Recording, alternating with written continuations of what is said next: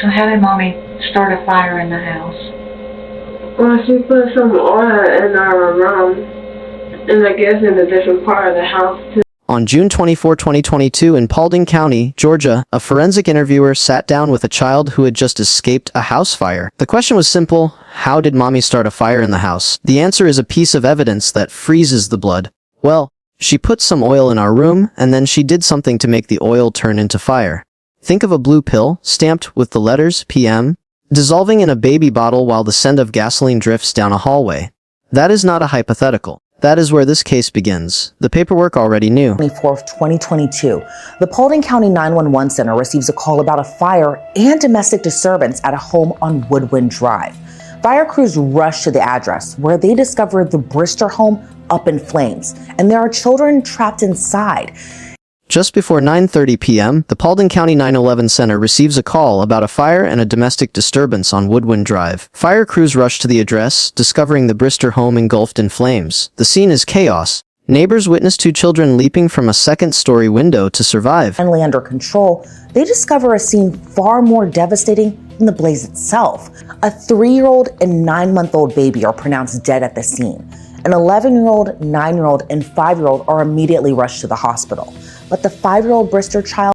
Once the fire is under control, the reality is far worse than the smoke. A 3-year-old and a 9-month-old baby are pronounced dead at the scene. An 11-year-old, 9-year-old, and 5-year-old are rushed to the hospital. But the 5-year-old ultimately dies from their injuries. And Darlene Bristor. Detectives determined at the time of the fire, Darlene's husband, Ricky Bristor, wasn't home. They also determined the Bristor's 5-year-old, 3-year-old, and 9-month-old didn't die as a result of the fire. They died because of injuries they sustained from being stabbed. The teenage Bristors reportedly tell deputies on scene they know who the attacker is: their mom, Darlene. Deputies find Darlene still on the property, and 3 people escape physically unharmed: the 16-year-old, the 14-year-old, and Darlene Bristor. Detectives quickly determined that the 3 youngest children didn't die from smoke inhalation. They died from injuries sustained by being stabbed. The teenage survivors reportedly tell deputies on the scene they know who the attacker is: their mother. Deputies find Darlene still on the property and take her into custody. I figured, and see, back, I think it was, I want to say around December, I'm probably wrong on that.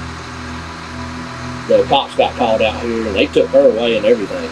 And he came over here like later that evening or the next day and explained to us what was going on, and saying that she had got a knife or something and threatened to kill all of them and stuff like that. And I was like, man. And he said that's why they took her away, because they were going to have her evaluated or something. Yeah. And, But the arrest is only the final collapse of a structure that was already dangerously unsound. Neighbors later tell detectives about a prior incident months earlier. The cops had been called out. Ricky, the father, explained that Darlene had gotten a knife and threatened to kill all of them. She was taken away for an evaluation. A couple of days later, she was back. The paperwork already knew. the family has been trying to keep their head above water. What do you work? I'm unemployed right now. Okay. Employed. Okay. How long have you been unemployed?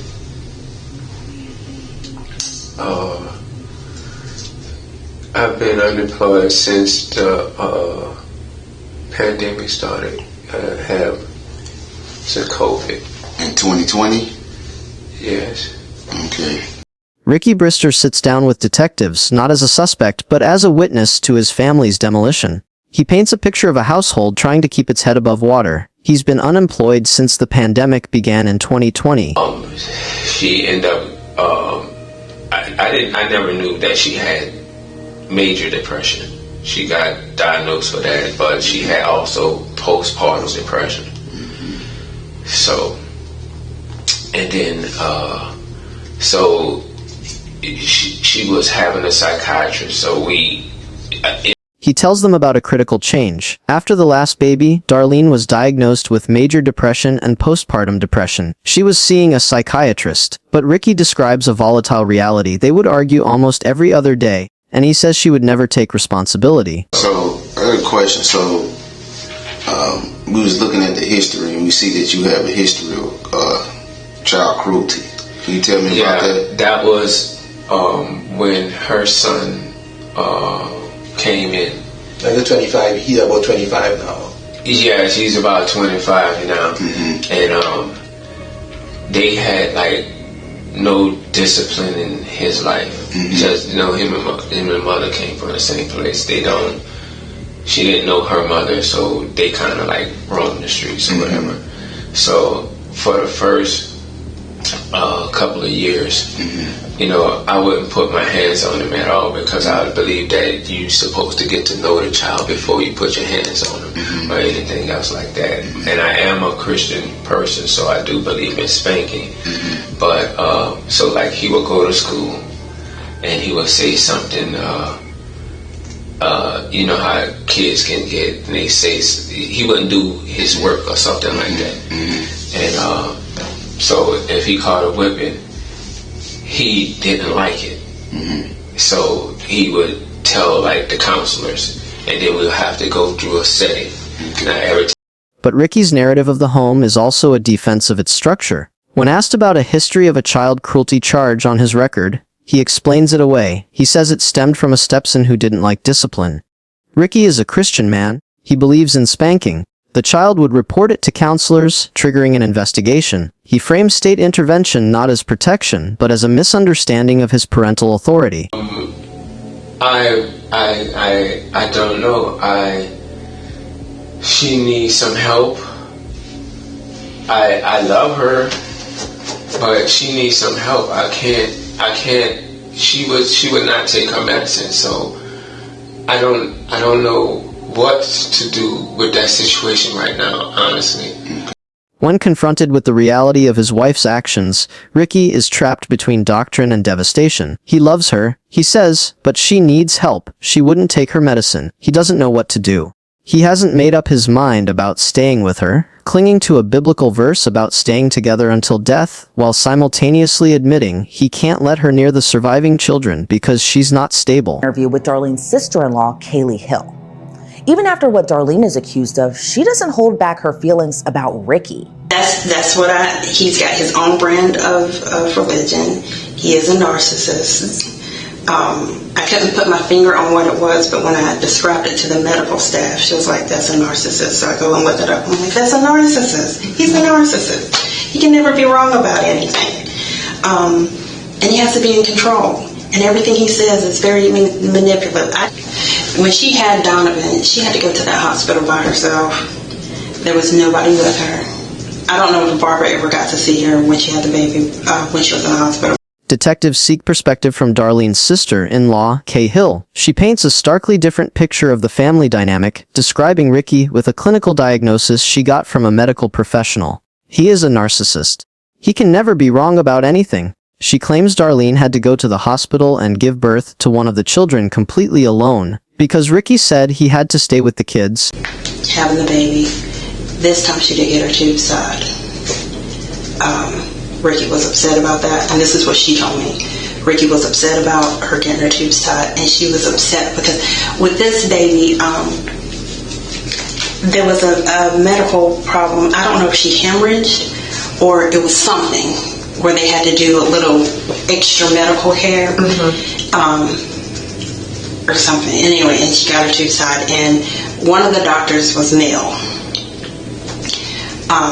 The doctor that was saving her life, whoever it was that was helping her with the hemorrhage or whatever was saving that doctor, it was male. And Darlene told me that Ricky got upset because it was a male doctor. And I'm thinking to Darlene, I'm like, baby, you're about to die.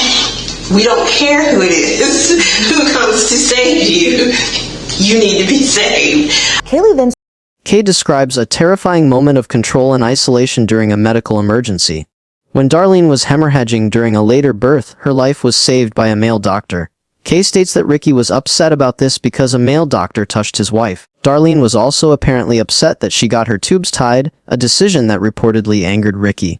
The body was in crisis, and the household's priority was possession. Just wrapped up my tenure as a principal, and I work in human resources, and I do Title IX, so gender discrimination and sexual harassment. That's my all day, every day.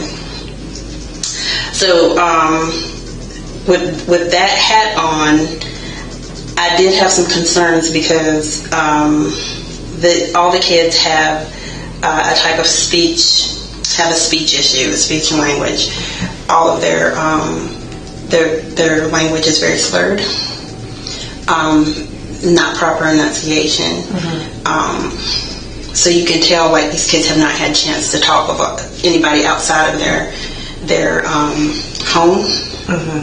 Because it's the interaction with other people that help you to develop your speaking. It's the reason why I don't have my hometown country twang anymore. It's because you get out, you get to talk to other people, and you assimilate. So you could tell that they did not have that accent. Kay, an educator, identifies the quietest warning sign. All the kids had a speech issue. Their language was slurred with improper enunciation. She deduces they hadn't had a chance to talk to anybody outside the home, effectively sealed inside. She asserts that Darlene was a great mother in a vacuum, but they were in a restrictive environment. Can I tell you the story that my grandbaby told me? And I don't think there's a reason. No, it was all of them. It was meant for all of them. Okay. She gave them pills that morning, sleeping pills. The girls didn't take theirs. Only one of the girls took theirs. They were asleep. The other, Dante, and the other one that went in. That's what my baby told me. And if I fall out, sometimes it's hard to say it, to relive it. I understand. You take your time.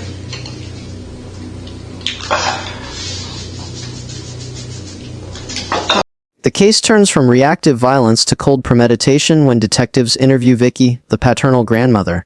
She relays a story one of the surviving granddaughters told her from the hospital bed.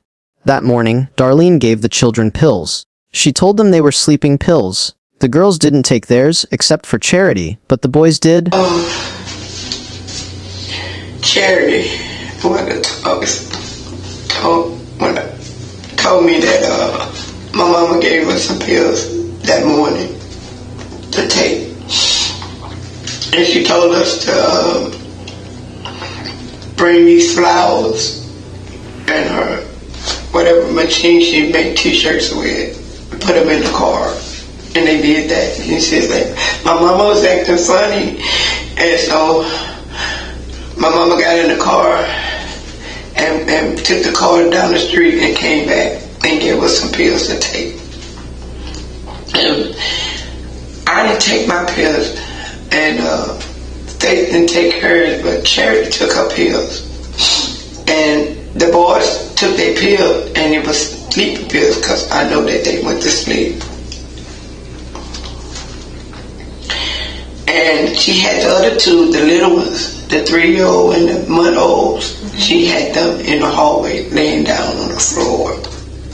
Vicky continues the child's harrowing account. Darlene had the 3-year-old and the 9-month-old laying on the floor in the hallway. She dumped gas in the boys' room, then in the girls' room. She stabbed the baby. Then she lit the boys' room on fire and tried to light the girls' room, but the fire wouldn't take. The children had to coach their terrified mother to jump from the window to escape the inferno she had just created. No, but yesterday, Mommy did give us medicine. It was sleeping medicine. I guess she tried to put us to sleep, so we don't know if fire will start. And she was going to leave the house and burn us in the house. The forensic interview with the surviving child hardens the premeditation theory into a fact. The child confirms Darlene gave them medicine to make them sleep. The child's understanding of her motive is chillingly clear. I guess she tried to put us to sleep so we don't know if I was starving and she was going to leave the house and burn us in the house. The child describes the blue pill with PM on it and the red and yellow ones, and confirms the baby received the dose crushed into a bottle. Nobody asked. Nobody answered. So she did you saw her pull a knife on a baby today? No, but I heard the baby crying just regularly. And then I heard her squealing and screaming. And then I heard her start crying, and so I thought she jabbed him with a knife or did something, threw him on the floor. Has she ever thrown him on the floor before? No, she never threw him on the floor. Has she ever tried to jab any of the rest of y'all? No, she never tried to do that. The child recounts the sounds of the attack. She heard the baby crying and squealing, followed by the mother screaming, and then silence. She concluded Darlene stabbed him or threw him on the floor. She also reveals a prior threat, stating her mother once said on the phone that she was going to kill all of them, including her friend. Like, you were saying Mommy was trying to kill y'all today because of the fire. Mm-hmm. Did Mom ever say that she wanted to kill y'all or anything like that? No. Okay. Did you ever hear her say that to your daddy, that she wanted to kill him or anything? She did. Tell me about that. Well, a long time since she said that to him. But I only remember one time they were talking on the phone with her friend, and they were just talking about Mommy, and then Mommy said she's gonna kill all of us, including her friend too. Okay. I can't believe what I'm hearing. It's truly heartbreaking to listen to everything she and her siblings had to go through in a place that's supposed to be safe. FB's younger sister, who we'll call CB, remembers one image very clearly. Because she was acting nice to us when she was getting to us, but she didn't say anything when we told her thank you. She was being quiet. Okay. And she kept smiling. And then we seen her pack her stuff. We kept asking her if she was leaving. And she said she wasn't leaving. And then she just kept smiling and stuff and doing stuff she don't normally do. And when did Mommy get it and pour gas, you said? It was bedtime. Bedtime? Mm-hmm. And where was Mommy pouring the gas? It was by the window and it was by something like that, but it was on the floor. The vents? Mm-hmm. She poured them down in the vents? Mm-hmm. She put it by the window. By the window, okay. Mm-hmm. Okay, and did she do that in every room or just certain rooms? I think she did because she went in the boys' room and I think she was checking on us to make sure we sleep so she could put the fire in and face it. She think Mommy had like one of those boxes with the stick that you use to put fire on the candles. Mm-hmm. She thinks she had that and put it on the oil, Okay. the gas. The gas. Okay. And then I think somebody said she went in the backyard so she won't catch on fire. But she didn't put fire in our room because I think because we wasn't asleep. Oh. Another sibling recalls the detached euphoria of the perpetrator. Darlene was smiling and staying quiet while giving them the pills. Then, she methodically poured gasoline down the vents and by the windows while they were supposed to be asleep. The child believes Darlene went into the backyard to avoid catching fire herself, but the plan failed because the children weren't fully asleep and woke up. Do y'all have to have a sleepy pill every night? No. Okay. Why tonight? Because she was trying to make us go to sleep and then cook the gas and burn the house up in the room. In what room? And it was the girl's room. Okay, y'all's bedroom? Mm-hmm. Okay. And where were the boys? He was in their room. Okay. And so the two little ones in the boys' room too? Mm-hmm. And where was Mom? She was in her room. And I think she went in the kitchen too. Okay. Alright. And how did she start the fire? She was cooking, I think she was cooking gas or oil. Okay. And when did you know the house was on fire? How did you know? Because my sister, I smelled the stuff. Okay. How did you get out? We broke the windows and we just jumped out the window. Okay. And does your house, you live in a house or an apartment? And we live in a house. Is it one floor or two floors? It's two. And where is your bedroom, the girl's room at? On the top room. Okay. And y'all jumped out of the window? Mm-hmm. Did you wear that to bed? Mm-hmm. A third child confirms she was given a light blue sleeping pill with words on it, something that had never happened before that night. She identifies the sound of kicking gas and the smell of the accelerant as her warning. Trapped on the second floor, she and her sisters broke the window and jumped, wearing only the clothes they had on. Her leg was injured, but she survived. Counts of malice murder, 3 counts of felony murder, 2 counts of aggravated assault, 1 count of arson in the first degree, plus 7 counts of cruelty to children in the first degree. She's held in the Paulding County Jail on no bond. Following the news of Darlene's arrest, her husband Ricky shockingly seems to come to her defense. In an interview with news station 11 Alive, Ricky Bristor says he still loves Darlene. He told the outlet, quote, "I know it was a mental health situation. We were trying to get help. There is no hate toward her. I'm definitely hurt by what she did, but I still have to move forward." Ricky Bristor is asked by the reporter whether he forgives Darlene, and Ricky's response was, "She was forgiven already."